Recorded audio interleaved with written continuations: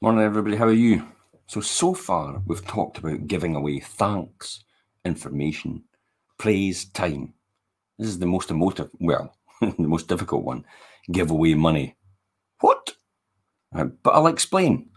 Money is a huge confrontation for most of us. No matter how successful I become, I have moments when I see myself at the age of 82 standing with a cup in my hand, begging for money. This is Dr. Susan Jeffers that says this. I have found that many have this image of themselves. Where this comes from, I haven't the foggiest notion, neither have I. I've never really wanted for anything in my whole life, yet the fear always persists. And I know that in people. Morning, Julie. Fear about money often persists regardless of how wealthy we are. It's amazing the amount of people that have so much, and yet they still don't think they've got enough. And I always kind of think to myself, there's only so much you can make, and the rest is just for show. Think about that. Do you really need all the things that surround you to make you feel good about yourself? Anyway, I recently read a newspaper about the account of a mentally rich man who had still had nightmares about losing everything. For him, enough will never be enough. Years ago, I heard the great line in a B movie, security is not having money, it's knowing you can do without it.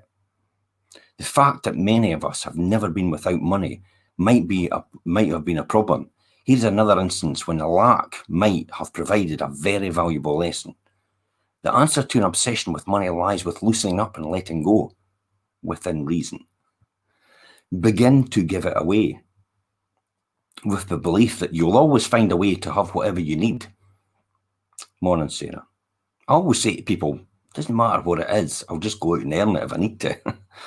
One friend of mine writes thank you on the checks when she pays the bills, just to be thank you. I mean, she's paying the bills anyway, so hey, just write thank you on the checks anyway. It makes you feel good about yourself.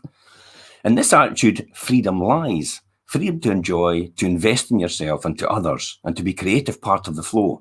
Giving away money can often pay off enormously in the actual pounds brought in, but more importantly in the peace of mind. It's not to say that you should squander all your money. Balance is the key here. Morning, Craig. So give away love.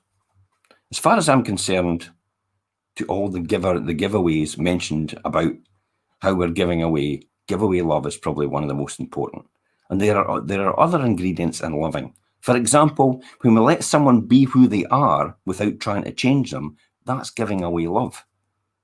When we trust that someone can handle his or her own life and act accordingly, that's giving away love. When we let go and allow others to learn and grow without feeling our existence is threatened, that's giving away love. How many relationships do you know that look like that? What often looks like love is not love, it's need. As stated in Rollo May's Man's Search for Himself, love is generally confused with dependence. But in point of fact, you can only love in proportion to your capacity for independence. To love is to be able to give, and now is the time to begin. So I've discussed our giving away thanks, information, praise, time, and now love. I'm sure you can think of others to add to that list. You now understand that giving away is all about outflow. It's about letting go of your crouched, withholding self and standing tall with outstretched arms. When we really feel the sense of abundance, we truly understand saying, my cup runneth over. Giving from a position that I count enhances your ability to give. Like any other skill, however it takes practice. Whether you presently believe it or not in your life is already abundant. You simply haven't noticed it yet. Before you can accept abundance in your life, you have to notice it first. So start filling a list with as many positive things in your life as you can, past and present. And as you can think of, don't stop until you reach 150. Many people have a challenge with that, but truly there is 150 or more things that you should be thankful for. So many of us in our life focus on what we don't have rather than what we do have, and that's what makes us miserable. Some of you will find more. When you feel you can't think of any more, you can. Just keep focusing on all the blessings in your life, no matter how small they seem. Morning, Andrea. Include them in your book. Each day, make entries in your book instead of the traditional diary, which for many is composed of doom and gloom, wish and want. Create this book, which is in effect simply states, I have. Know every positive thing, large or small, that happens, and compliment a friend. A cheerful hello from a postman, a beautiful sky, a chance to contribute, a haircut, a new suit, nourishing food. Notice everything wonderful that happens to you. Use reminders to keep you focused on the donut and not the hole. Look for blessings that you will notice all over the place. They will envelope you. There are so many that you're not seeing that is already there. There is no need to feel scarcity when there is actually such abundance around you. Lack is only in the mind. Some of the greatest givers I've ever met were poor when I met them.